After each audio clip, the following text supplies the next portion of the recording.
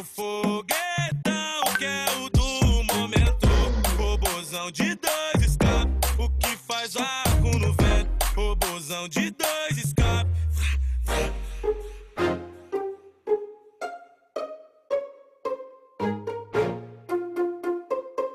Alemar que no beat o Vini.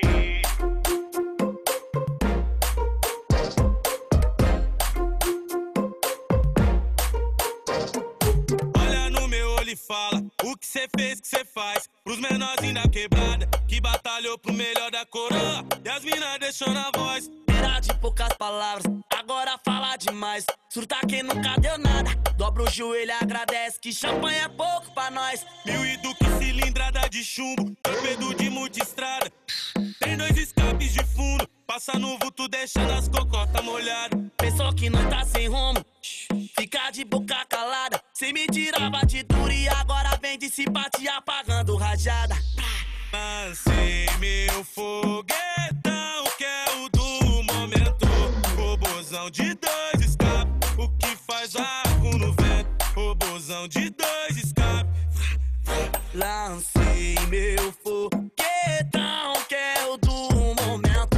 Robozão de dois escape, o que faz barco no vento. Robozão de dois escape.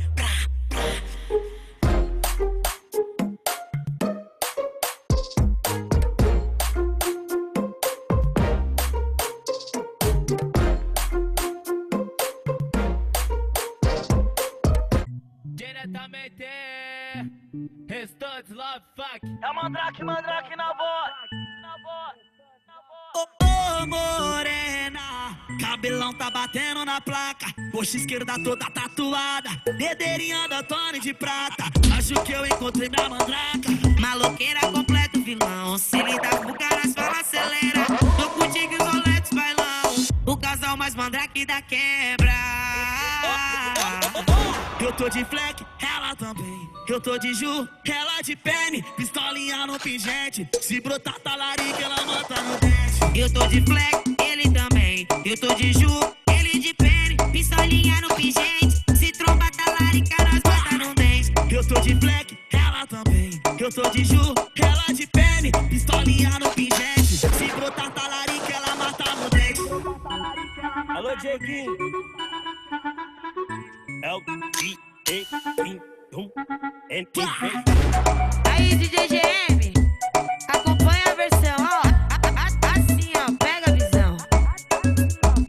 Ô morena, cabelão tá batendo na placa. Coxa esquerda toda tatuada, dedeirinha da Tony de prata. Acho que eu encontrei minha mandraca. Maloqueira completo vilão, se lidar com caras fala acelera. Tô contigo e os roletes bailão, o casal mais mandrake da quebra. Eu tô de fleck, ela também. Eu tô de Ju, ela de pene. Pistolinha no pingente, se brotar talarica ela mata no dente. Eu tô de fleck, ele também. Eu tô de Ju, ele de pene. Pistolinha no pingente, se tromba talarica nós mata no dente. Eu tô de fleck, ela também. Eu tô de Ju, ela de pene. Pistolinha no pingente, se brotar talarica ela mata no dente. Alô, Dieguinho. É o D-E-N-V. Aí, DJ GM, acompanha a versão, ó. Assim, ó, Bom pega dia. a visão. Bom dia a todos. Espero que estejam bem.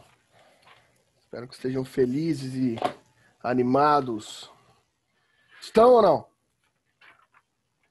Ah, que bom. Fico feliz. Assim que é bom.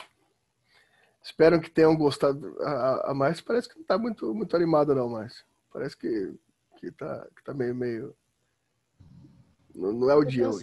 Professor. Ah, mas isso daí a gente, né, não tem o que fazer. O cansaço, infelizmente, é um negócio que está nos acompanhando dia a dia nessa quarentena. Eu tô. Ficou muito tarde ontem, professor. Ficou, mas tem coisa melhor do que ficar tarde na beleza do conhecimento? Não tem. Assim que é bom. Espero que vocês tenham aproveitado ontem a palestra do Zé Mauro, né? Que tenham absorvido alguma coisa aí. Professora, a próxima marca na nossa aula, hein? Não, a Vamos ver se o pessoal da noite vai participar. A próxima eu já está marcada para a semana que vem, né? Que eu queria fazer 2 em setembro, 2 em outubro, porque em novembro a gente tem o simpósio, né? Então, como deu certo só agora mais pro final, a próxima já é semana que vem, na quarta-feira. Porém, é às 6 horas da tarde, né? Então a gente vai começar a fazer às 6 agora, às 6 horas da tarde, justamente para que não pegue o horário de aula de ninguém, né? Do projeto lá, o projeto do Matheus, né? Do ciclo de palestras. Espero que dê certo aí. Semana que vem vai ser a professora Andressa com Sociedade de Espetáculo. Vai ser bem legal também. Essas 2 palestras desse mês eu liguei mais à estrutura da filosofia do direito. Mês que vem já tem a Júlia falando de direito do trabalho, mitos e verdades sobre direito do trabalho, sobre justiça do trabalho. E depois vem o Alan Charrur falando de constitucionalismo.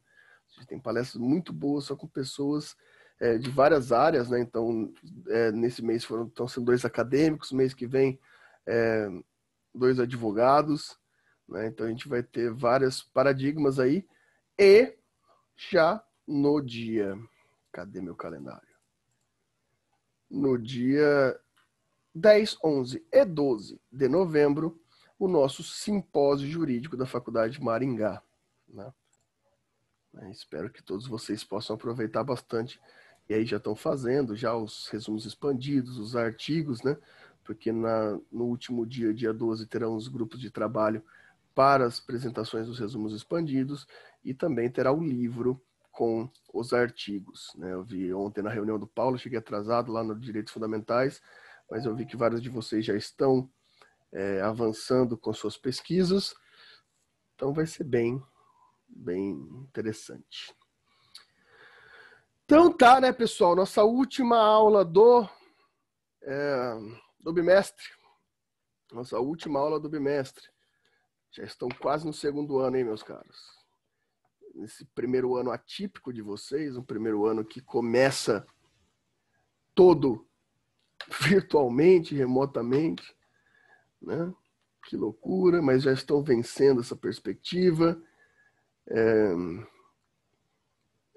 Muito em breve estarão aí no segundo ano, daí já não serão mais novatos, já poderão fazer trote com seus próximos colegas, né? Então, muito bom. Então, já vamos aqui continuar. Hoje a gente vai falar sobre poder judiciário, a gente entra na tripartição de poderes, né? A aula passada a gente terminou lá em funções essenciais da justiça com a advocacia, e agora a gente começa a tripartição de poderes e entra diretamente no poder judiciário, né? Sobre o poder judiciário, a gente vai ter uma introdução hoje, né? Vai ter uma introduçãozinha. Com essa introdução, para que vocês possam começar a estudar isso para o próximo bimestre, e já avisando vocês, caso vocês tenham dúvidas, semana que vem é semana de provas, né? Que começa no dia 21. No dia 21. No calendário acadêmico está do dia 21 a dia 25, porém eu prorroguei a entrega de vocês para a segunda-feira do dia 5, para que vocês tenham uma semana a mais para fazerem esses trabalhos. Por quê? Porque é o terceiro bimestre, a gente ainda tem tempo, o bimestre que vem vai ser uma correria, né? Vai ser uma correria maluca, então vocês não vão ter esse tempo. E se vocês quiserem avançar para o segundo ano, é bom aproveitar esse bimestre para fazer tirarem boas notas. Então, mas lembrando que a semana de provas é de 21 a 25. Houve uma prorrogação para que vocês possam entregar as atividades. Ou seja, a substituição de período não pedagógico por aqui, para que vocês possam fazer as avaliações, é de 21 a 25. Apesar de vocês não precisarem entregar na semana do dia 28 as provas, no dia 28 ao dia 2 já é semana de aulas. Então, dia 28 vocês terão já as aulas do quarto bimestre. Ok? Então, por exemplo, aqui nós não teremos aula semana que vem, mas no dia 1º, né, no dia 1º de outubro, já teremos nossa primeira aula do quarto bimestre. Ok? Beleza. Professor, Oi, Márcia. Ó, não quero criar confusão, não, mas na aula do Paulo Roberto tinha umas 15 câmeras ligadas. Eu vou falar, Márcio. Eu entender o porquê. Veja, o Paulo Roberto é chato pra caramba, né? Eu sou uma pessoa muito mais simpática que o Paulo Roberto. Como que... Isso deve ser medo. A única explicação é medo. Então, Medo do Paulo. Eu não boto medo em ninguém, essa é a verdade. Não tenho autoridade nenhuma aqui, enquanto o Paulo tem. E o Paulo foi a primeira aula, esse que é o problema, que é a aula que todo mundo está dormindo em pé ainda. Nossa, vou falar para vocês, viu? Que falta de consideração. Vou lembrar disso na hora de corrigir as provas com carinho, viu? Os trabalhos de vocês. Ô, Márcia, o sapato vai para você agora. tá, mas olha, então, professor, mas você lembra que a Márcia e a Michelle estão em todas as aulas, ok? Exatamente.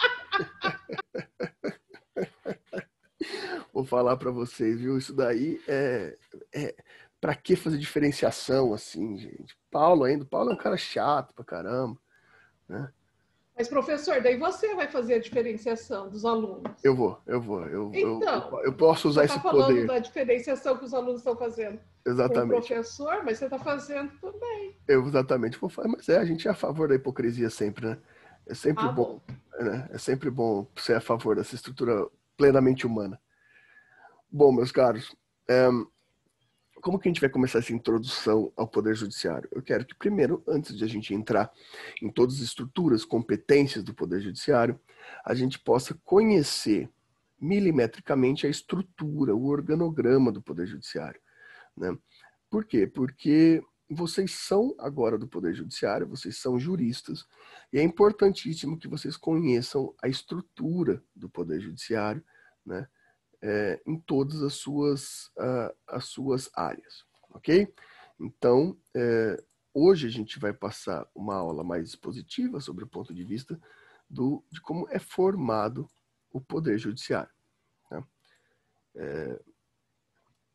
Vai ser uma aula mais de conhecimento da estrutura.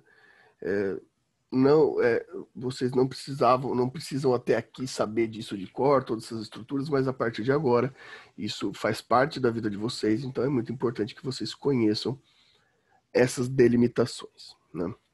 Porque o Poder Judiciário, quanto ao seu organograma, quanto à sua estrutura institucional, ou seja, ela é representada pela jurisdição. Toda jurisdição é una, né? A jurisdição é uma coisa só, né? Porém, essa jurisdição una, ela é fragmentada em instituições específicas, temáticas, para facilitar o acesso à justiça. Então, apesar da jurisdição ser uma resposta única do Estado, os que representam a jurisdição para dar a resposta pelo Estado, eles são divididos sistematicamente, a fim de que haja uma organização e uma facilitação ao acesso à justiça. E aqui a gente vai ter implicações de algumas regras, né? Basicamente, a gente vai ter, né, três camadas da jurisdição. A camada inicial, a qual a gente vai chamar, que vocês devem conhecer como primeira instância. A primeira instância. A segunda, que a gente pode chamar ou de segunda instância, ou ainda de fase recursal.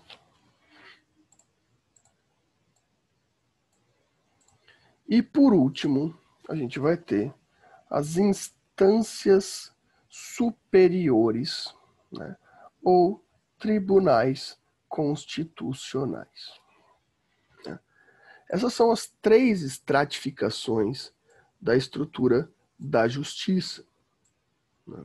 A estrutura do Poder Judiciário, do organograma do Poder Judiciário. Isso se fundamenta, né, de algumas formas que a gente precisa definir aqui, né? Onde se faz a decisão. Isso é importante, pessoal.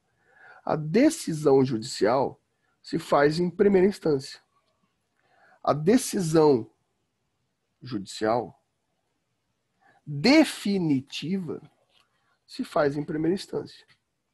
Ué, mas eu não posso recorrer? Pode recorrer, mas a gente já vai ver. A decisão judicial se faz em primeira instância.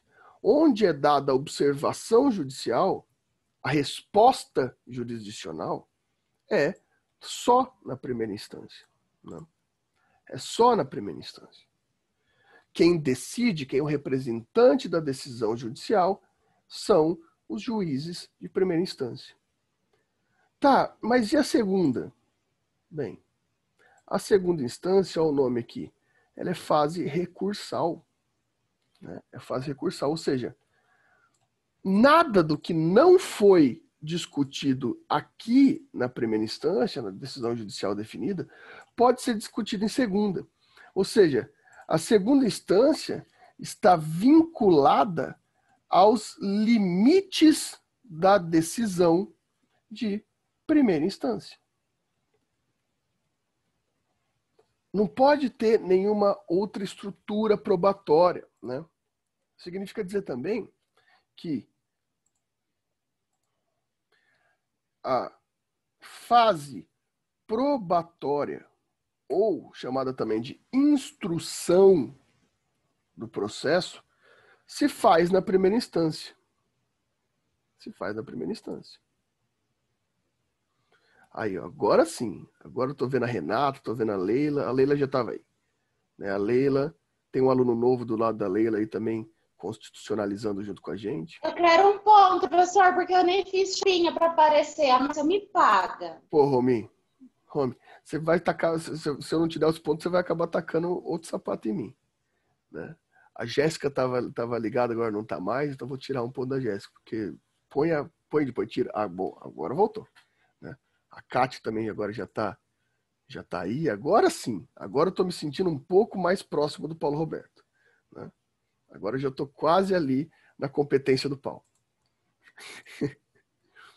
Bom, voltando então.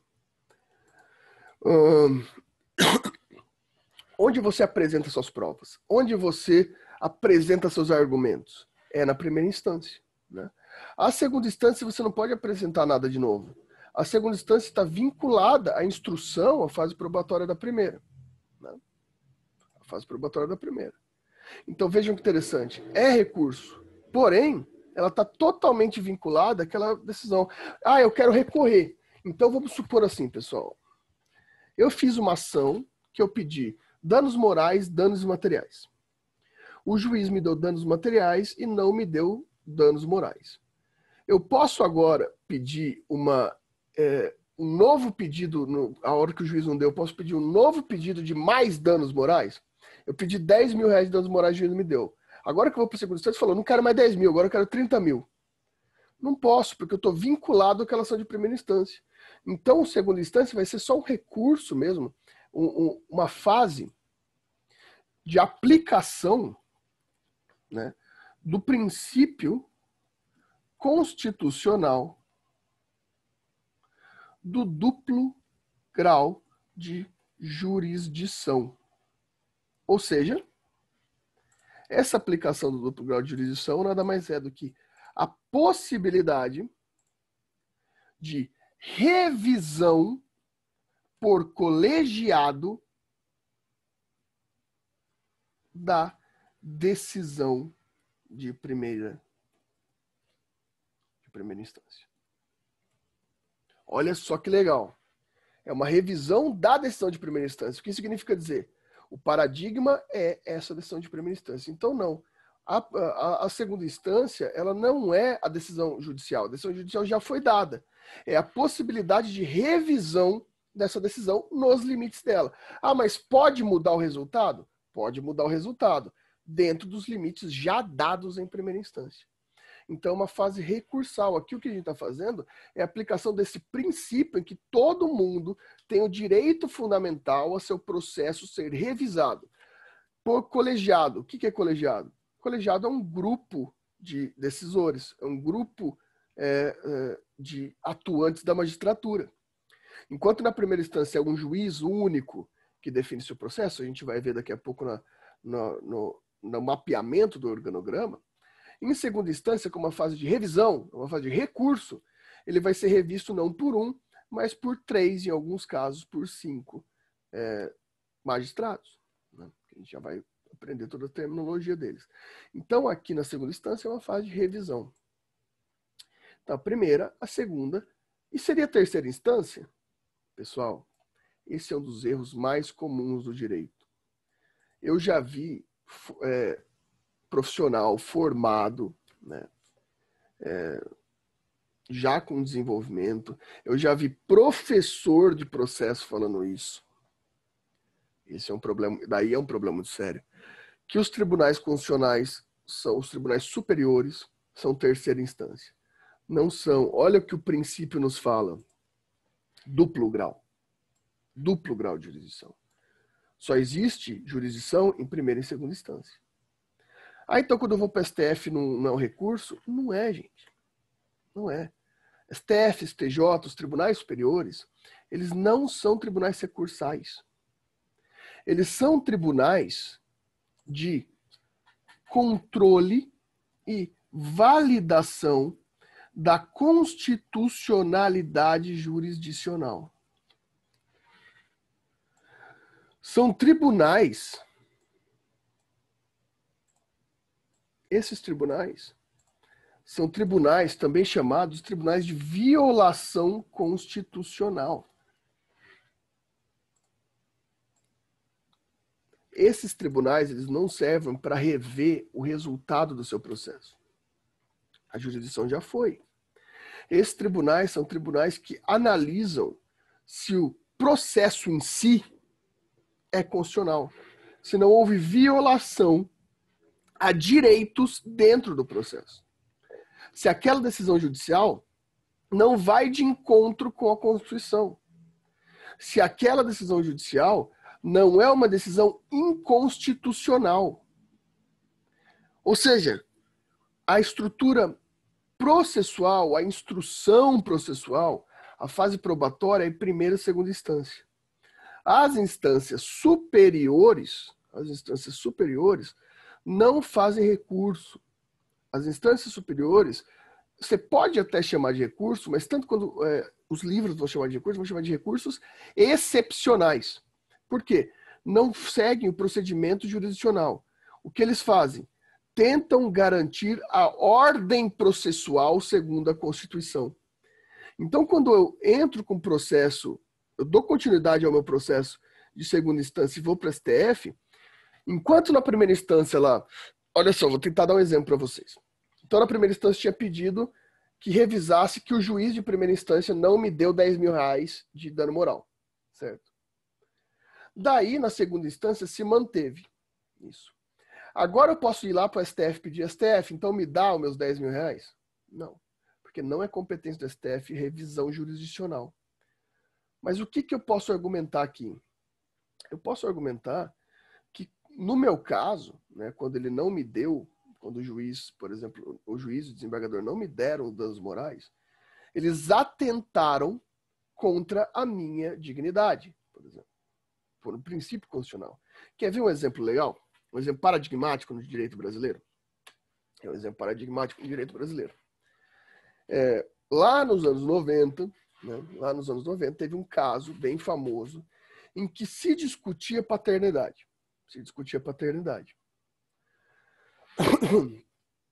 Eu dei esse exemplo agora na aula anterior, para filosofia, e cai muito bem aqui. Eu dei para falar de outra coisa, mas cai muito bem aqui para vocês, para esse exemplo. É um caso dos anos 90, em que o cara não queria assumir o filho, né? Isso acontecia lá nos anos 90, hoje em dia não acontece mais, né? Hoje em dia, felizmente, a gente tem uma estrutura muito menos patriarcal na sociedade, então os pais todos assumem de bom grado e não tem o menor problema em pagar pensão para os filhos, mas lá nos anos 90 ainda tinha esse problema. E daí o cara não queria pagar pensão, não queria assumir o filho, daí a mãe entrou com um processo pedindo exame de DNA. Né? E o pai se recusou, o cara falou, não faço. Daí o juiz de primeira instância falou, beleza, então não tenho o que fazer. Eu não posso obrigar esse cara a fazer exame de DNA. Daí essa mãe entrou com recurso em segunda instância e falou, mas os direitos da personalidade do meu filho. Isso implica diretamente nos direitos da personalidade e também na dignidade humana, porque ele tem direito à personalidade de ter um pai e ele tem direito à dignidade de ter alimentos, de receber alimentos desse pai. Então eu tenho duas questões aqui. E a segunda instância decidiu que não poderia fazer isso, que o cara não pode obrigar o cara a fazer exame de DNA. Daí eu pergunto para vocês, essa decisão é juridicamente errada? Ela não é juridicamente errada, porque o Estado, de fato, não pode obrigar ninguém a violar, no sentido de violação, ou seja, no sentido de obrigar alguém a expor parte, a entrar no corpo de alguém. Isso é uma limitação do Estado muito clara e extremamente importante, né? Aqui, nesse caso, é complicado a gente ver porque é um caso óbvio, um cara se recusando a fazer teste de paternidade. Mas o conceito de Estado violando o corpo é um conceito muito sério. É um conceito muito sério que pode chegar em níveis terríveis, absurdos, né? Vejam aquela decisão daquela juíza ano passado, ano retrasado, ano passado não me lembro, que obrigou aquela mulher a fazer laqueadura. Né? Lembra-se disso? Tinha uma mulher que era usuária de crack e a juíza entendeu pelo pedido do Ministério Público que essa mulher não devia mais ter filho, então obrigou o poder público, por meio de força policial, a pegar essa mulher e obrigar ela a fazer uma operação de laqueadura. Isso é um absurdo de inconstitucionalidade tão grande, mas tão grande. Eu até faz tempo que eu não procuro saber o que aconteceu com essa juíza, porque essa juíza cometeu um crime, na verdade. Isso é um crime que foi feito. Porque ela, como representante do Estado, nunca pode obrigar alguém a fazer nada contra o seu corpo, contra a sua vontade. Isso é impossível. Imagina onde a gente chegaria com o Estado interferindo no nosso corpo. Onde o Estado poderia chegar, né? É que a gente se deixa levar muito pelas emoções sociológicas, né? Veja, há um tempo atrás aí, tinha candidato aí, inclusive se elegeu, mas enfim, que falava que ele ia aplicar castração química para crimes de violência sexual, né? Para estupro. Gente, isso é óbvio que o crime é terrível, que é um crime abominável, mas o sentido jurídico disso é o Estado encerrando uma função corpórea. Isso significa o quê? Que o poder estatal entrou em você e te modificou. Isso é de um absurdo inconstitucional tão grande. É óbvio que esse candidato nunca mais falou nisso depois que entrou no poder, porque isso é completamente inconstitucional e nunca seria feito pelo próprio paradigma constitucional. Hoje em dia eu não duvido de mais nada, mas enfim, pelo próprio paradigma constitucional. Isso não pode se fazer, né? Isso daí é exemplo de regimes autoritários, né? Eu não vou nem dar, justamente por esse candidato aí que normalmente se coloca mais à direita, não vou dar um exemplo dos modelos fascistas europeus que faziam isso, mas eu posso dar um exemplo, por exemplo, do modelo stalinista, que tinha essa mesma pena para crimes sexuais, né? O modelo stalinista tinha pena de castração para modelos sexuais, para modalidade de crimes sexuais. Ou seja, é uma estrutura essencialmente autoritária. Isso não o Estado interferindo nas pessoas é a abertura de possibilidade para tortura, é a abertura de possibilidade para compulsões, né? Aquela coisa. O Estado ele pode tentar evitar que você faça as coisas. Por exemplo, o Estado ele proíbe que você use drogas, ainda que essas drogas sejam composições que fazem mal ao seu próprio corpo, a autodepreciação, né? Mas o Estado não pode te internar. O Estado não pode te pegar compulsoriamente e botar numa recuperação, porque o Estado ele pode evitar externamente que você prejudique seu corpo, mas não pode interferir diretamente no seu corpo. Então, voltando, fiz toda essa linha para falar, a primeira e segunda instância naquele caso do DNA não estavam errados. Ah, mas era só pegar um pouquinho de saliva do cara. Não, é interferência no corpo. Interferência do corpo, o Estado é totalmente vedado de fazer. O Estado não pode fazer. Beleza, a decisão não foi errada, mas a gente tem que levar em consideração que esse filho tem direitos. E daí como que o Estado vai resolver esse problema? Daí veja, a decisão de primeira e segunda instância foi correta, não tinha o que o Estado fazer. Então o que foi necessário fazer? Fazer um recurso extraordinário, fazer um recurso ao STF, não mais pedindo a compulsoriedade do exame de DNA, já que não pode fazer.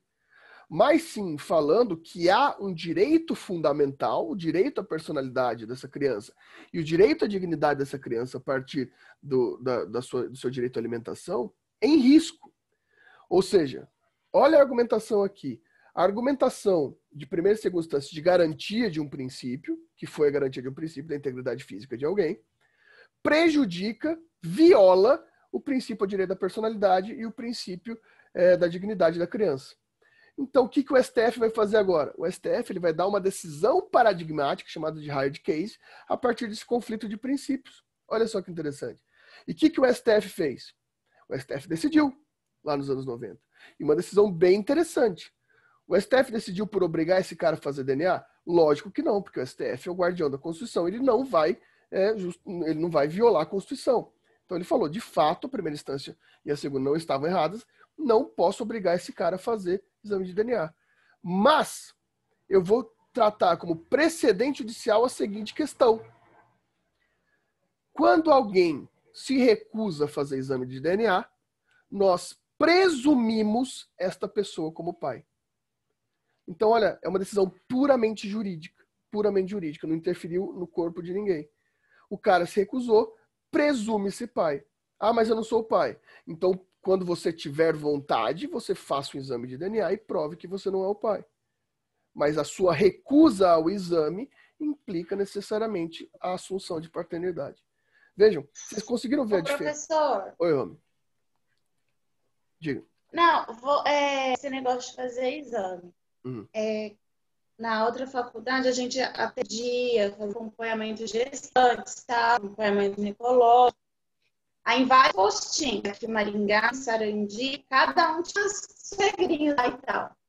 Eu lembro que em Sarandi era muito costume, as funcionárias lá também orientavam a gente, e também o professor, tudo bem que às vezes eu chegava lá atender, tinha grávida, barrigona na porta do postinho esperando a gente chegar, fumando cigarro, com o menino, com o filhinho do lado. A gente atendia uma grávida, tava com carrinho de neném, com quase recém-nascido, dorme no carrinho, aí, sentadinho, um bebê um pouquinho maior, no mesmo carrinho, assim, freado. Só que a gente era orientada assim, a falar pra ela fazer a lavadura, não vou entrar na fila para fazer pelo SUS, né? Porque você já tinha mais que 10 filhos, a gente tinha que tentar fazer lá que a dura, mas daí, assim, né? O problema dela, tudo bem que interfere na qualidade, né? Da educação das outras crianças. A maioria estava preso, era do lado do presídio, eu já atendi. Mas assim, a gente tinha que perguntar. Força dela, mas não era em todo lugar. Não era todo postinho, sabe? Não é também uma forma de... sei lá, é bem perigoso isso, porque de fato não é legalmente, não tem legalidade nesse ato. Porque toda decisão sobre a própria pessoa, que no direito é chamada de puramente potestativa, que são essas decisões próprias, elas não podem partir do ponto de vista de convencimento externo. Por exemplo, para você fazer, você deve lembrar, para uma pessoa, por exemplo, você resolve fazer hoje a ligadura, ou eu resolvo fazer vasectomia. Eu tenho que passar por todo um procedimento externo psicológico e de acompanhamento para que eu seja autorizado a fazê-lo, né? Porque tem todo um procedimento justamente porque se entende que essas decisões próprias têm que estar claro que elas são de livre e espontânea vontade. Isso o Estado faz... o exemplo mais clássico dele é muito mais simples que esse. É o casamento, né? É a ideia do casamento. O casamento tem todas aquelas questões, toda aquela burocracia justamente para fazer o possível para que se entenda que o casamento é uma ideia de livre e espontânea vontade, que não há pressão externa nem nada. Por quê? É um elemento puramente potestativo. É um elemento que só depende da vontade própria e não pode ter vontades externas interferindo. De fato, eu sei, a gente tem conhecimento que essas coisas acontecem. Só que elas são ilegais. São eximiamente inconstitucionais. Por quê? Porque se interpreta que há um vício de vontade.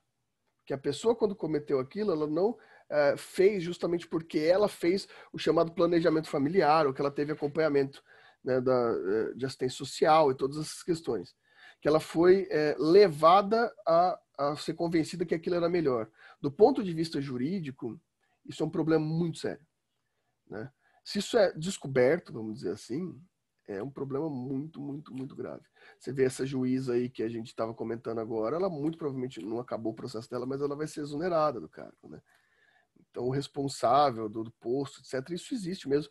Depois desse caso da juíza, a gente começou a ter conhecimento de muitos casos no Brasil inteiro, onde coisas parecidas, não necessariamente de um juiz mandar, mas de fato de ter alguma relação dessa. Por quê? Porque a responsabilidade do Estado o princípio do Estado o Estado garante, o Estado nunca interfere. Então, se qualquer representante do poder público, se qualquer representante do poder público faz com que a pessoa tenha interferência na vontade da pessoa, do ponto de vista constitucional, violador, né? Inclusive com possibilidade do ponto de vista criminal, né? Para os responsáveis, para quem deu essa ordem. Então é muito difícil, porque o Estado democrático, né? Isso daí não é uma norma interna do Brasil, né? Isso é importante colocar. Isso não é uma legislação brasileira. Isso é o Pacto de São José da Costa Rica, né? O Tratado Internacional de Direitos Humanos, né? Ou seja, na verdade, se descobre, por exemplo, que existem instituições no Brasil que fazem isso e não são punidas, a gente não tem só um problema interno, a gente tem um problema diante das Nações Unidas. A gente tem um problema gravíssimo diante das Nações Unidas, com possibilidade de interferência das Nações Unidas. Porque o Estado democrático, ele é limitado nas constituições democráticas do Ocidente, pelo menos, que o Estado, em hipótese alguma, pode interferir no corpo. Isso, por exemplo, Romy, você pode dar uma olhada, e todo mundo aqui, nas discussões constitucionais que estão tendo a respeito do pacote anticrime, né? Do pacote anticrime. Por que nas discussões feitas do pacote anticrime? Porque o autor do pacote, que eu não me lembro o nome agora, porque, né, o autor do pacote, porque ele nem é amigo do presidente é mais, eu acho que ele assistiu muito filme, muito Law and Order, muito CSI. Porque tem umas coisas ali que são meio de filme americano, só que são extremamente inconstitucionais e não vão passar, né? Isso me incomoda um pouco. Sabe por que me incomoda isso? Porque isso acontece em todos os modelos governamentais. Não estou falando desse aqui, que não sei se vocês perceberam, tem algumas restrições, mas não sei se já ficou perceptível. Mas todos os outros modalidades governamentais brasileiras, antes, né, modelo PT, modelo Fernando Henrique, anteriormente, inclusive nos regimes antigos, isso é muito comum na estrutura brasileira.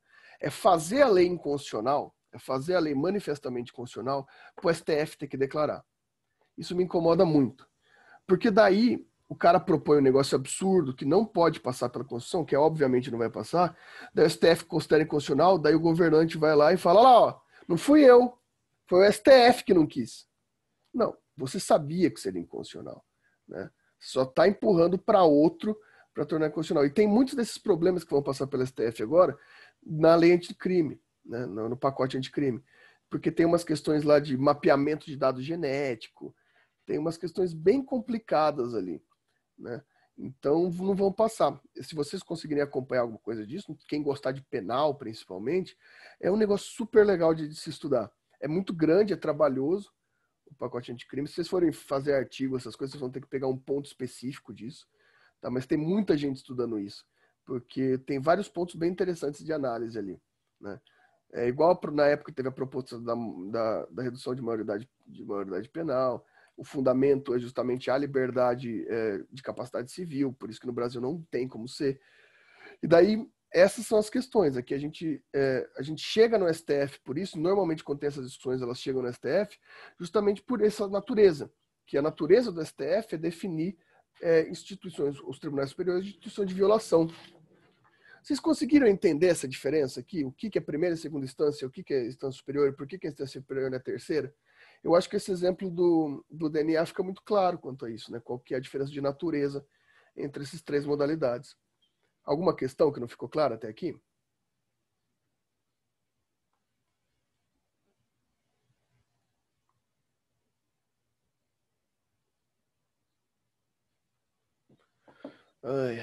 Se tem um negócio que eu vou fazer quando acabar a pandemia, é jogar meu celular fora. Eu não aguento mais o WhatsApp. Nossa, gente, que negócio terrível que é o WhatsApp. A gente tem que trabalhar pro WhatsApp na pandemia e eu não suporto, mas chegou uma época, teve uma época que não sei se vocês lembram, o semestre passado, que estava tudo um pouco mais confuso, né? Na nossa estrutura, que a gente estava muito louco aqui, que eu ouvia o barulho do WhatsApp, eu começava a arrepiar e entrar em pânico já. Eu sabia que era alguém meter na boca, né? Mas tá bom. O importante é silenciar. Tudo silenciando e deixando o celular de cabeça para baixo, assim eu não vejo.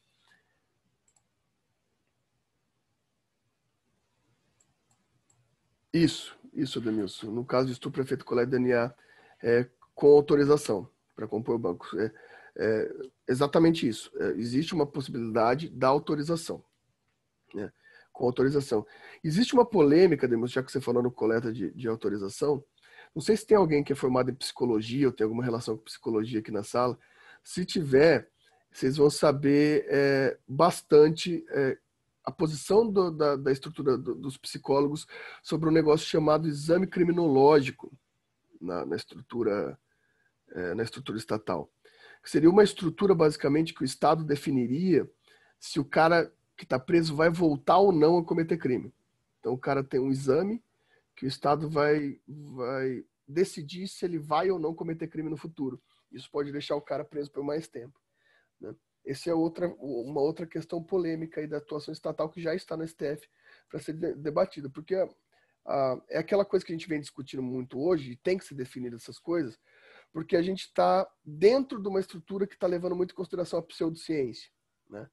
Então, a gente está levando muito em consideração informações. O meu problema não é a informação não ser científica. Não é esse o problema, porque cada um pode ter crenças e estruturas.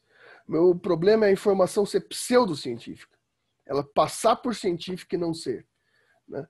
Então, o Conselho Nacional de Psicologia vem falando, gente, isso não é científico, é impossível um psicólogo, um psiquiatra definir se aquela pessoa vai ou não cometer crime. Isso daí não é possível. Isso tem que ser discutido mesmo, porque a gente tem que parar com esse negócio de considerar ciência o que não é, né? Ou seja, eu não me interesso pelo seu signo, tá? Eu já deixo bem claro isso daqui desde já. Eu não quero saber que signo você é. Mas, professor, se for pedófilo, com certeza. Não entendi. Quem que falou? Foi a Márcia ou foi a Romy? Eu me perdi aqui. Eu não estava vendo a cara de vocês. Não. A Romy falou no caso de pedófilo, com certeza. Mas o criminoso em série, professor, se você... Porque ele tem o prazo máximo para cumprir, certo? E dependendo da idade, quando ele é preso, ele é solto, como foi o caso de alguns casos atrás que já aconteceu. E a pessoa volta a cometer crime. Então, digamos que a ciência, no caso, está aí. Eles estudaram possivelmente esses casos de pessoas que cometeram alguns crimes em série, porque ciência nada mais é do que estatística, né? Você faz um estudo estatístico e você solta o resultado. Então, acredito eu que seja baseado mais ou menos nisso. O cara ele cometeu uma vez, 2 vezes. Aí ele cumpriu a pena dele. Ele foi... Existe uma probabilidade grande, principalmente o crime. É um crime igual, muito próximo, né, do outro. Penso que seja alguma coisa por aí. Sim. Imagino que seja por aí. Também inclusive eu já vi umas palestras, etc, que o pessoal... Uma palestra que eu vi que eu achei muito marcante, que era de um psiquiatra, que ele falava que, de fato, existem as possibilidades de você definir tendências, por exemplo, psicopatas em alguém, né? Que existe essa possibilidade de você definir essas tendências. Mas um detalhe interessante que ele me disse é que, assim, geralmente quando a gente pensa em crime, a gente pensa nesses crimes. A gente pensa, por exemplo, igual a Romy falou, na pedofilia, que na verdade é o crime sexual, né? Qualquer espécie de crime sexual, porque todos são graves, claro que com criança é abominável, mas qualquer crime sexual é de extrema gravidade, e homicídio. Só que daí ele chamou a atenção, ele falou, o único problema é que os crimes de homicídio e os crimes de estupro, dentro da estrutura carcerária, principalmente o crime de homicídio, são uma minoria, né? A grande maioria são crimes contra o patrimônio. A maior parte da nossa população carcerária são crimes contra o patrimônio, ou seja, furto, roubo e tráfico, né? Esses são os nossos grandes crimes. E daí, para ele, o grande problema seria a possibilidade de uma análise criminológica numa questão que tem finalidade econômica. A finalidade econômica não dá para a gente definir por estrutura criminal da mesma forma que a gente definia crimes bárbaros, como, por exemplo, o homicídio, o estupro, né? Crimes extremamente reprováveis.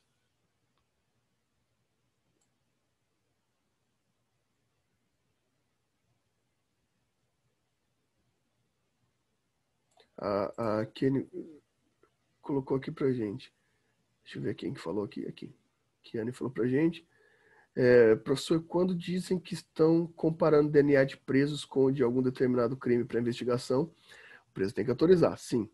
Vi no jornal uma vez que estavam fazendo isso com crimes antigos, porque talvez o autor estaria preso, já teria sido preso. O que eu posso te falar? Igual a Rome deu exemplo pra gente aqui, do que acontece na prática de vez em quando. De fato, o preso tem que autorizar. Mas sabe aquela ideia da legislação trabalhista atual que você vai negociar com seu patrão? Sabe aquela ideia? Então você vai ter toda a liberdade de negociar o seu salário, suas condições de trabalho com seu patrão, e vocês vão discutir isso amigavelmente e vão chegar num acordo comum que seja melhor para os dois. É mais ou menos igual a autorização de presos para esse tipo de exame. É isso que talvez eu possa dizer para vocês. Não é necessariamente, em 100% dos casos, uma autorização totalmente voluntária, né? Esse é o problema. Nem sempre... Mas, professor, no caso de uma recusa, pode utilizar essa mesma questão da presunção? Nesse caso, não foi discutido ainda a presunção, muito provavelmente não, Márcio, não temos ainda uma definição judicial para isso que a gente possa afirmar. O que a gente tem é a possibilidade de punição administrativa. Falta grave, por exemplo. Então, por exemplo, o preso se recusa, tá? Daí ele sairia dali 3 meses para o regime semiaberto, se ele tivesse o tal do bom comportamento, né? Daí ele vai ter uma falta grave e ele não vai ter progressão de regime naquele momento. Normalmente é por essas vias que se trata no direito brasileiro atualmente. Então, mas por essa questão mesmo que a Kiane colocou. Por exemplo, no caso de um estupro, a pessoa acusa a outra pessoa e a pessoa fala que não foi ela, que ela estava em outro lugar e tal. Uhum. E aí você entra com pedido, então, de DNA, porque no caso da pessoa, ela coletou, né, e ela tem o material. Aí comparar com a do sujeito, digamos assim. Uhum. Aí, se ele se recusar a fornecer material, não posso usar essa questão da presunção? Não dá. Nesse caso, não tem como usar por causa da ideia da presunção de inocência, né? Você não é obrigado a... Basicamente, se pensa... Aqui a gente não pode... Vou tentar dar outro exemplo para fazer uma comparação com esse, porque a gente tem que pensar no instituto constitucional e não necessariamente no crime, porque esse é diferente, é difícil a gente pensar nesse primeiro momento assim, porque é um crime muito grave. Mas pensem, por exemplo, na ideia do bafômetro. Lembra da ideia do bafômetro? Que você é obrigado a fazer bafômetro? Você não é obrigado a fazer bafômetro. Por quê? Porque ninguém é obrigado a produzir provas contra si mesmo. Inclusive, é aquela direito. O réu tem direito constitucional de mentir, né? O réu. A defesa da pessoa pode ser feita para a manutenção da sua liberdade. Lembra quando a gente falou do fundamento geral de liberdade? É mais ou menos isso. Então, você não pode presumir culpa de ninguém. Você não pode presumir culpa de ninguém. Só que daí que vem um problema muito grave, Márcio. Daí a gente volta para o crime de violência sexual aqui, que o STF tem que discutir o tempo todo isso.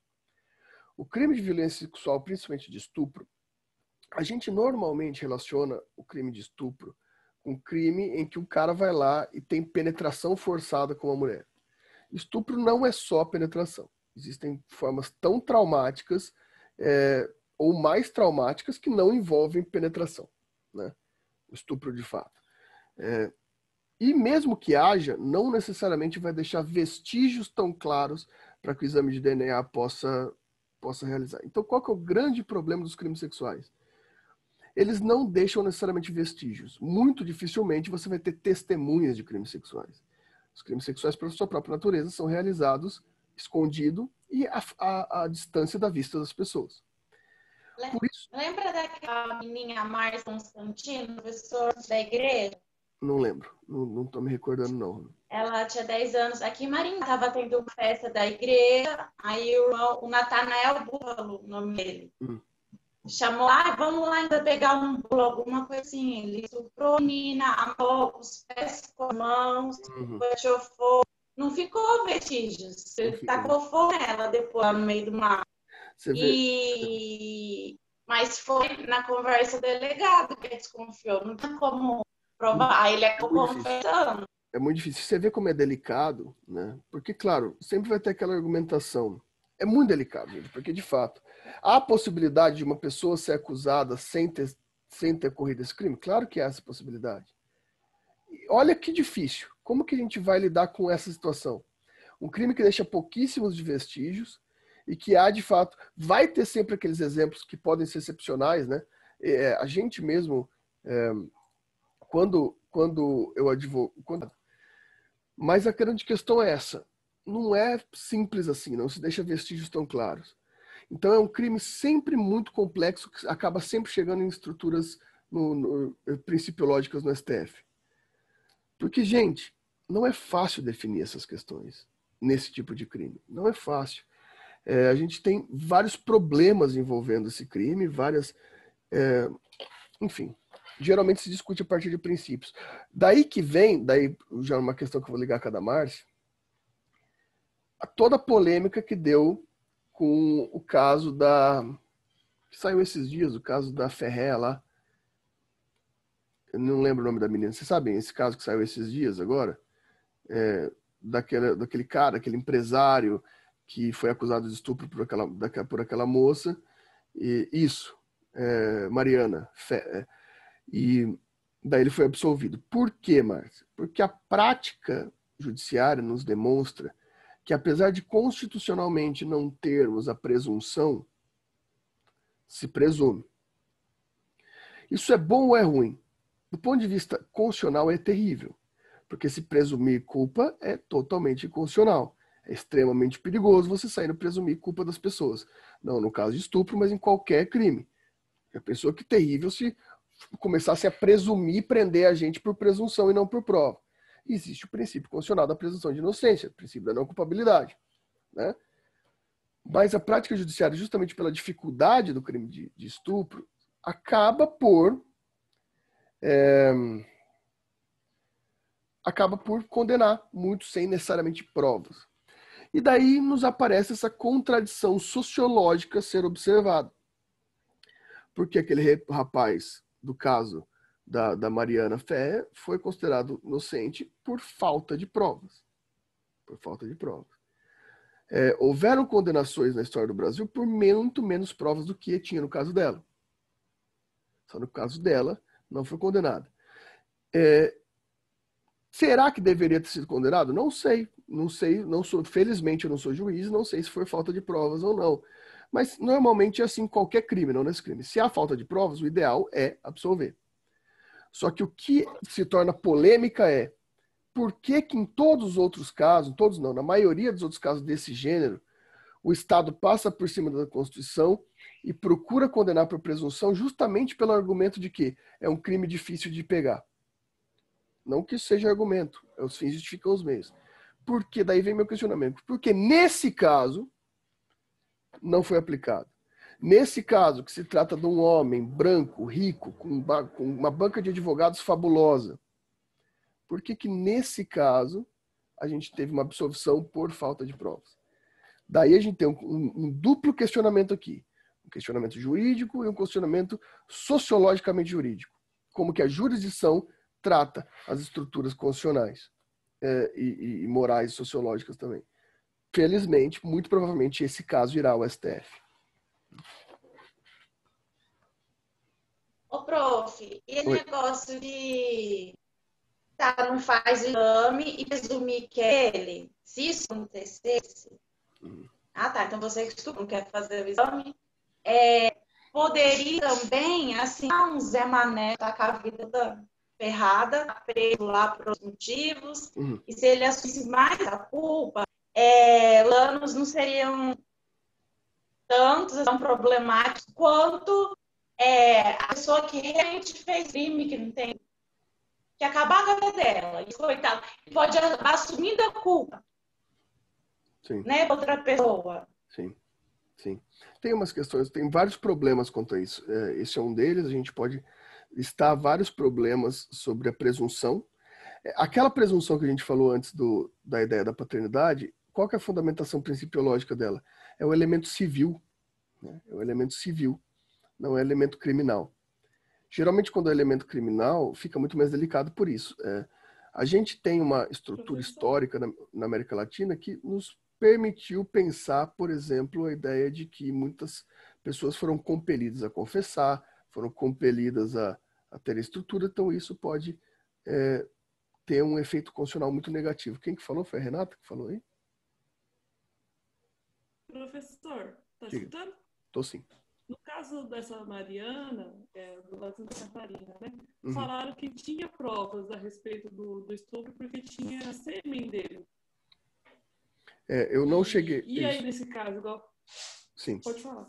Eu não sei, porque eu tentei até ter acesso à sentença, Renato, mas como é um processo de estupro, o processo fica em sigilo. Então a gente não tem acesso. Porque eu realmente fiquei com curiosidade sobre isso. Porque parece, o que foi passado pela mídia é que ela tinha material genético na roupa. Né?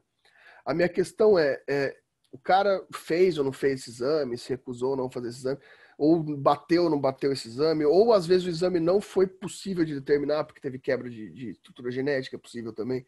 Então não tive acesso, a gente não vai ter acesso, pelo menos por agora, ao processo em si para saber exatamente o que deu esse exame, né?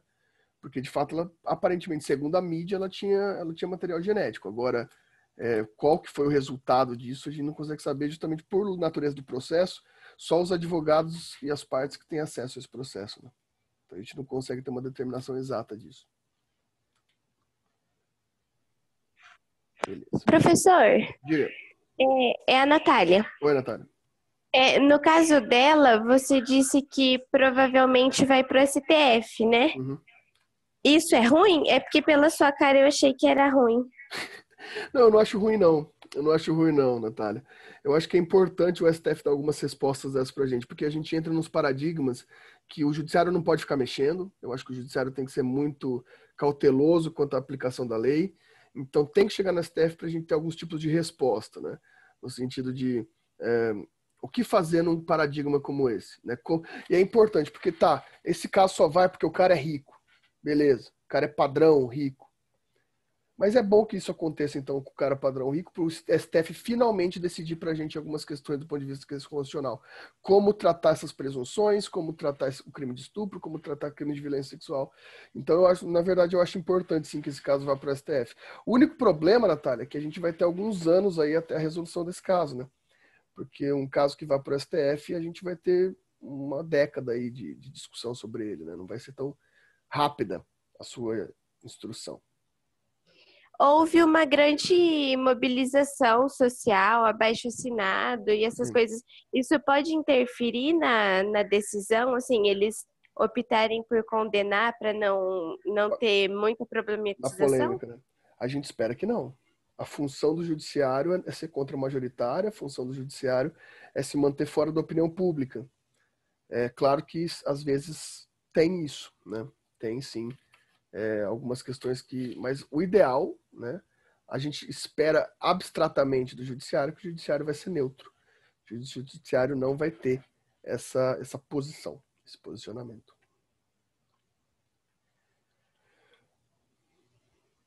Chat. Beleza. Então, vamos agora para as instituições, pelas estruturas de fato. Bom, então vamos começar pela primeira instância.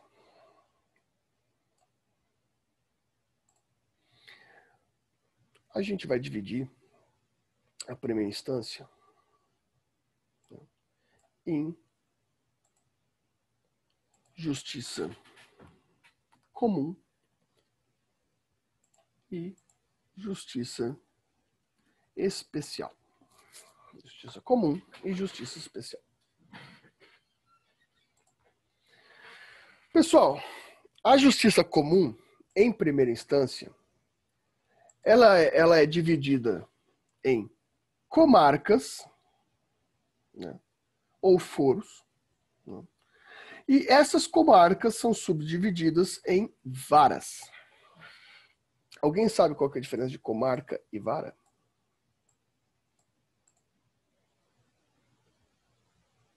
Bom, ninguém se habilita. Foro, a comarca também pode ser chamada de foro, né? Foro vem de fórum, de fato, praça, né? Ou seja, uma circunscrição física de determinação jurisdicional. Como assim? Significa que a comarca vai dar uma limitação territorial dos acontecimentos judiciais. Então, por exemplo, se eu tive um problema jurídico aqui em Maringá, mas eu sei que lá em Ponta Grossa tem um juiz que julga melhor meu caso do que seria aqui. Eu posso entrar com ação lá em Ponta Grossa? Não posso, porque eu sou adstrito a meu foro, a minha comarca. Então, a primeira grande divisão da justiça comum, ela vai ser a separação entre comarcas em determinação regionais que vão limitar o julgamento das atividades de interesse judicial que acontecem dentro daquela comarca, né? A gente, por exemplo, aqui em Maringá tem a comarca metropolitana de Maringá, né, que pega Maringá e alguns distritos, né? Isso é muito interessante, não significa que cada cidade é uma comarca, algumas cidades não são comarcas, né? Algumas cidades são comarcas de outras cidades. Isso vai determinar vai ficar dependente do organograma do tribunal. E sendo assim, essa comarca ela vai delimitar os fatos jurídicos. Os fatos jurídicos acontecidos dentro daquela comarca serão julgados pelas varas. As varas são as representações do Estado na comarca. Cada vara tem um juiz. Simples assim. Dentro do território específico, da comarca, do foro, existem as varas, entre que cada vara tem a representação de um juiz. Vara vem da estrutura do direito romano, de fato, né, em que as praças romanas, os foros romanos, em dias de julgamento, eles os pretores iam até os foros e hasteavam varas. Cada vara ficava um julgador ali atendendo os problemas judiciais. Ou seja, a vara é a representação de cada determinação da comarca, né? A vara ela pode ser distribuída tematicamente ou não, né? Vocês já devem ter ouvido, por exemplo, é o juiz da segunda vara de família, Dr. William. Então tem a primeira vara e a segunda vara. Por quê? Para facilitar o acesso à justiça. Então você tem mais um juiz responsável pelas ações de família dentro da comarca de Maringá. Caiu na terceira vara criminal, né? Porque você tem mais de uma vara criminal dentro da comarca de Maringá. Caiu na sexta vara civil, porque você tem mais de uma determinação de matéria civil dentro de Maringá.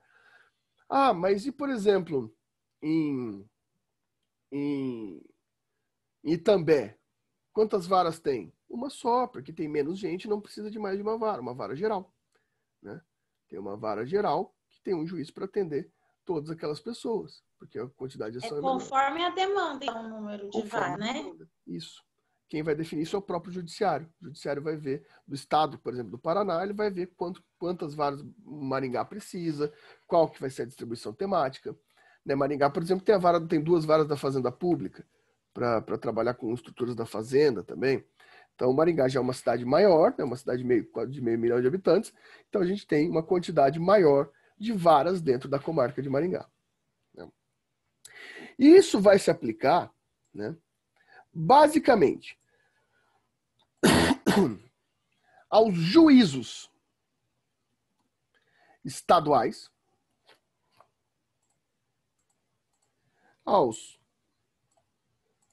juizados especiais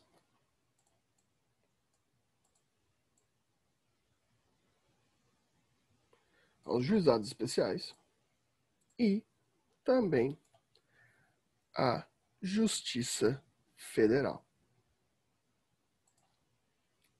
O juízo federal, que também faz parte da justiça comum. Bem, aqui, pessoal, os representantes de juízes estaduais são os juízes de direito. Quem são esses? São juízes togados, lotados, nos respectivos tribunais de justiça dos seus estados, divididos por estados. Então, o Tribunal de Justiça do Paraná cria suas comarcas e os juízes estaduais assumem as varas dessas respectivas comarcas. Diferente, por exemplo, do juízo federal. A Justiça Federal ela não é dividida por estados, ela é dividida por regiões, né? Por exemplo, como a Lava Jato ficou muito famosa durante muito tempo, vocês devem lembrar muito do Tribunal Regional Federal, né, da 4ª região, né, que engloba aqui o Paraná por causa de Curitiba. Mas não engloba só o Paraná. Tanto que, por exemplo, tem o Rio Grande do Sul também. Então não é por estado. São regiões determinadas pela Justiça Federal. A gente tem várias regiões. Alguns estados têm mais de uma, por exemplo, né? São Paulo, por exemplo, tem uma em Campinas e outra em São Paulo. Então tem mais de uma região federal. Então, a diferença aqui é que os juízes estaduais são distribuídos por estado membro, estado e o Distrito Federal. Já os juízes federais são distribuídos pelas regiões. E os juizados especiais? Os juizados especiais podem ser tanto juizados especiais estaduais quanto federais. Mas os juizados especiais aqui, pessoal, o que são? São casos de baixa complexidade, que vão ter uma temática especial criada pela Lei 9.099, para que ela tenha um procedimento mais rápido, mais célere. Então, ele vai ser definido tanto pelo seu valor quanto pela sua complexidade, né? Ele tem um valor baixo, até 60 salários mínimos, então pode ser juizado especial. Ah, mas ele precisa, mesmo sendo barato, ele precisa de prova pericial, exame grafotécnico, etc. Ah, não, então tem complexidade demais, não pode ser no juizado. O juizado vai ser aqueles casos necessariamente de baixo valor econômico, ou se for criminal, de pena máxima até 2 anos, de crimes de menor potencial ofensivo, ou aqueles crimes que não precisam de grandes estruturas probatórias. São crimes ou estruturas civis que vão precisar só da prova testemunhal, só daquela instrução simples. O juizado especial é uma criação que pode estar tanto no âmbito federal quanto no âmbito estadual e para casos de menor potencial ofensivo. Ah, então provavelmente os juízes do juizado especial ganham menos, né? Não, não ganham menos, são os mesmos juízes. Os juízes estaduais podem atuar no juizado especial estadual, os juízes federais podem atuar no juizado especial federal, é o mesmo concurso. Tá? O organograma é diferente, mas é o mesmo concurso. Então são os mesmos juízes. Na verdade, não é menos trabalho. O processo é menos complexo, mas certamente tem muito mais processo no juizado especial do que na justiça comum.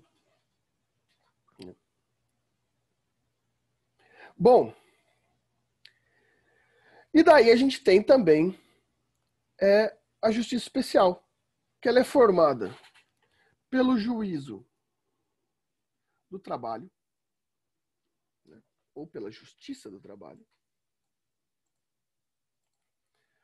pelo juízo eleitoral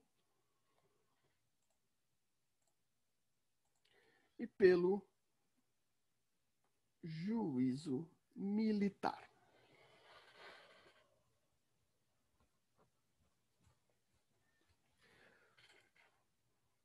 Bem, pessoal, aqui é bem interessante, porque o juízo do trabalho ele é um braço da Justiça Federal. Então, o juiz do trabalho é um juiz federal, né? Só que é um braço temático, independente, que é para facilitar. Como existem muitas ações trabalhistas, como o problema trabalhista é uma estrutura muito grande, tem um juiz específico só para a justiça trabalhista. Já por outro lado, o juiz eleitoral, ele é muito sine qua non, porque não tem um juiz eleitoral. Não tem juiz eleitoral. Tem o juiz de direito. O juiz de direito estadual. Porque eleição não tem sempre, eleição tem periodicamente. Então o juiz estadual, ele é nomeado para ser, durante o período eleitoral, juiz eleitoral.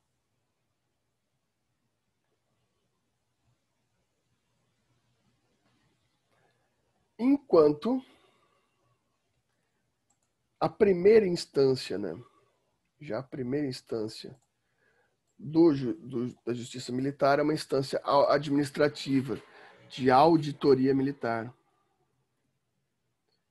Ela é interna da estrutura militar. Ela não é formada necessariamente por juízes. Ela é interna. Ela é administrativa. Vão ser os próprios militares que vão fazer parte dessas auditorias. É difícil. Eu já advoguei um tempo. Advoguei um tempo razoável para processo administrativo na Polícia Militar. É difícil. Nossa, é difícil porque é muito interna, muito cheio de detalhezinhos. Não é fácil, não. É legal, mas não é fácil, não. Vou até... Bom, voltando aqui. Daí, e na segunda instância da Justiça Comum?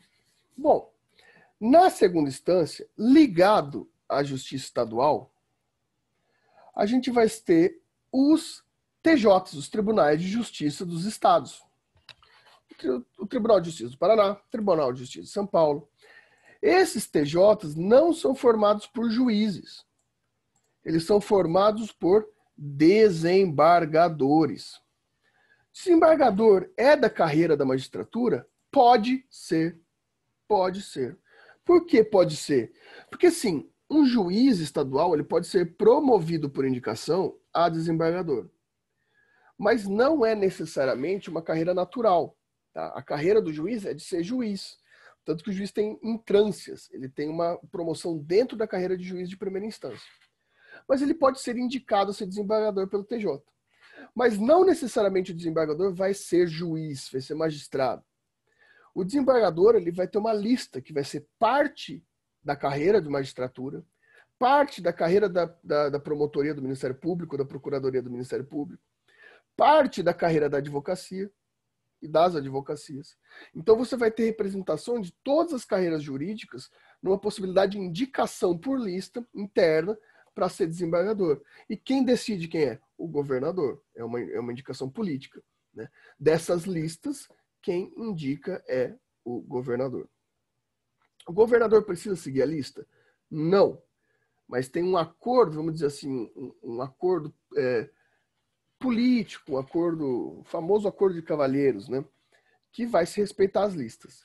Né? Apesar de que tem um presidente da República de algum país aí da América do Sul, do maior país da América do Sul, que falou que a próxima indicação para o STF dele não vai respeitar a lista tríplice. Mas, enfim, sempre tem que ter alguém. Mas a culpa é dele? Claro que não, porque a gente teve um antes, né? Porque o ex-presidente Michel Temer indicou Alexandre de Moraes fora da lista tríplice. Ou seja, foi um precedente aberto. Mas é uma pena, porque as instituições indicam pessoas sempre muito competentes. Daí, dentre as competências, claro que o governador, o presidente da República vai ver quem é mais competente no sentido dele, discricionário. Mas ainda assim, os desembargadores não são necessariamente uma carreira natural dos juízes. Né? Já nos juizados especiais, a gente vai ter o colégio recursal. O colégio recursal ele vai ser formado por desembargadores? Não, ele vai ser formado por juízes. Seja juízes federais ou juízes estaduais. É um colégio, são alguns juízes que vão rever as questões. Não vai ter desembargadores envolvidos, vão ser os próprios juízes de primeira instância que vão estar nesse colégio de revisão. E a Justiça Federal vai ser formada pelo TRF, o Tribunal Regional Federal, que também será formado por desembargadores. Também é formado por desembargadores. Pessoal, lembrem-se sempre, em primeira instância, juízes individuais, monocráticos. Em segunda instância, colegiados, não são varas e comarcas.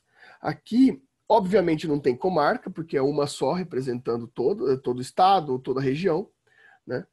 Mas aqui não vai ter vara, vai ter turma. Por que turma? Porque vai ser composto de um colegiado, né? Então, a segunda instância é composta de mais de um magistrado, né? Então, por exemplo, nos desembargadores, em regra, são 3 desembargadores em cada turma para rever a sentença do juiz de primeira instância. E vocês vão aprender em processo civil e processo penal, né?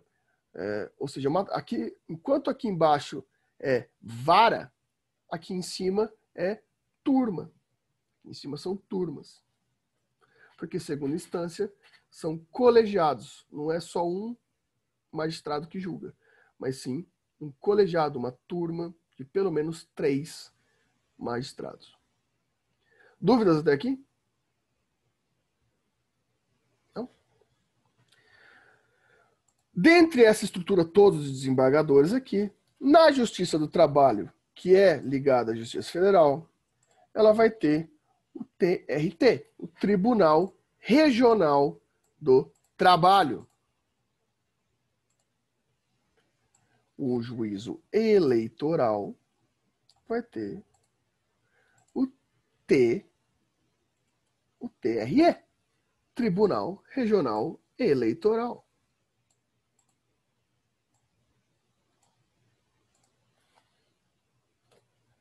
E o juízo militar? O juízo militar não tem segunda instância. O juízo militar não tem duplo grau de jurisdição. Por quê? Não sei por quê, porque militar gosta de fazer diferente. Então não tem duplo grau de jurisdição na justiça militar. Se você não se conformar com sua decisão de primeira instância do juízo militar, você tem que ir direto para o Tribunal Superior. Então não temos segunda instância na justiça militar. O que nos leva diretamente às instâncias superiores. E aqui tem um detalhe bem importante que eu quero apresentar para vocês. Além dos tribunais superiores não serem terceira instância, o STF não é quarta. Porque eu já ouvi muita gente falar que a terceira instância seria o Superior Tribunal de Justiça, enquanto a quarta instância, quarta instância seria o Supremo Tribunal Federal.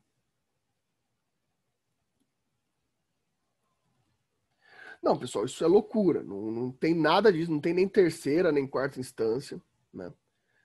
Na verdade, todos os tribunais superiores, eles têm a mesma estrutura. Eles são todos na mesma envergadura, na mesma hierarquia, né? Quais são esses? O STJ, né, o Superior Tribunal de Justiça, o STF, né? O TST, o Tribunal Superior do Trabalho, o Tribunal Superior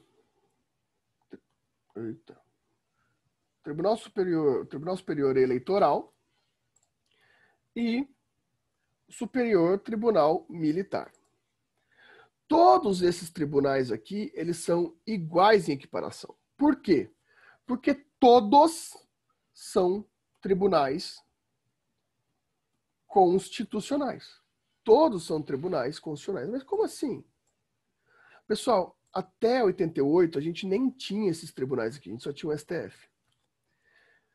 Isso foi modificado para acesso à justiça também, né? Ou seja, todos esses tribunais, eles vão dizer respeito a possíveis violações constitucionais. Porém, as violações constitucionais quanto aos textos normativos vão mudar. Como assim? O Supremo Tribunal Federal, ele vai analisar violações constitucionais quanto ao texto constitucional. Ou seja, o texto da Constituição. Então, o STF vai ver se houve violação ao que está escrito na Constituição, do ponto de vista constitucional. Já o STJ, ele vai ver se há violação constitucional quanto ao texto da lei comum. Ou seja, não é o texto da lei constitucional mais, são o texto das leis esparsas. O TST, quanto ao texto da lei trabalhista. O TSE, quanto ao texto da lei eleitoral. E o STM já vai ser um recurso direto aqui debaixo do juízo de primeira instância, mas também quanto ao texto do juízo militar. Então, todos eles são tribunais constitucionais, só que setorizados para temas diferentes. Tanto que, meus caros, vamos supor que o seu processo...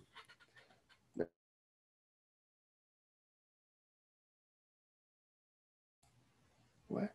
Coisou o negócio aqui. Voltou, né? Tanto que o seu processo, vamos supor que o seu processo ele tenha lá na segunda instância uma violação contra o texto da lei, do Código Civil, e uma violação contra um princípio constitucional. Você vai entrar ao mesmo tempo com recurso especial ao STJ e ao recurso extraordinário para o STF. Então você vai entrar ao mesmo tempo para os dois, um para discutir o texto constitucional e outro para discutir o texto legal. E outro para discutir o texto legal. Então, todos esses aqui de cima, eles são tribunais especiais, sem hierarquia, são tribunais constitucionais, só que cada um com uma responsabilidade de textos específicos da lei. E o STF quanto ao texto da Constituição.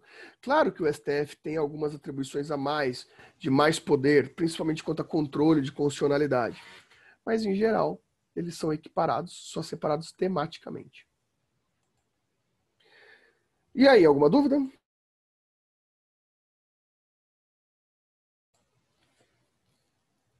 Ficou tranquilo? Mais ou menos, Márcio? Mais ou menos. É que, de fato, é o organograma, né? É como funciona essa atividade. É bom que vocês estudem isso, tá?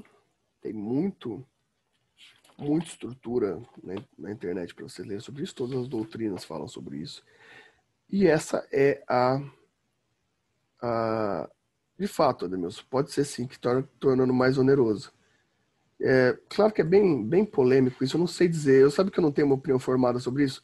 Às vezes eu acho que a gente precisa de mais estrutura, às vezes eu acho que a gente precisa de menos. É muito estranho, porque a estrutura judicial é bem complicada. Bom, se não houver mais dúvidas de Vossas Excelências, acho que a gente pode encerrar nosso bimestre aqui. Né? Ô, prof, eu tenho uma dúvida. Diga. Por que você não passa um trabalho para GA5? Um trabalho assim? Não vai ser o caso. Infelizmente não vai ser o caso. Vocês podem ficar tranquilos. Tá bom, essa é nem minha dúvida. Vocês podem ficar tranquilos que, obviamente, o trabalho do bimestre que vem vai ser bem mais difícil do que desse bimestre, para ter sempre essa estrutura progressiva de estar cada vez pior, né? Para quando você chegar no último bimestre do terceiro ano, ser quase insuportável fazer meus trabalhos. Né? Assim a gente espera. Né? O pessoal do terceiro ano agora no quarto bimestre vão ter 2 trabalhos, sendo que um é um fichamento crítico de um livro inteiro. Né? Exatamente, eles vão ter que fichar o Vigiar e Punir do Michel Foucault inteiro, além de um trabalho oral também. Então é essa tendência. Ainda bem que eu não vou fazer essa disciplina. Lógico que vai fazer. A disciplina que você fez antes é uma filosofia específica para o outro curso. Agora a filosofia do direito tem que ser feita, porque senão não é muito diferente. Né? É muito diferente. Bom. Então é isso. Boas provas para vocês. A minha também vocês podem entregar até dia 5. Espero que já tenham feito, pelo menos. Tem trabalhos complicados aí para fazer, provinhas difíceis. Aproveitem essa semana que vem tem mais uma palestra. Qualquer coisa estou à disposição, qualquer dúvida, só chamar. Valeu, pessoal. Tudo de bom. Tchau. E eu tô lembrando que vocês não assistem minha aula com a câmera ligada e do Paulo Roberto se assistem.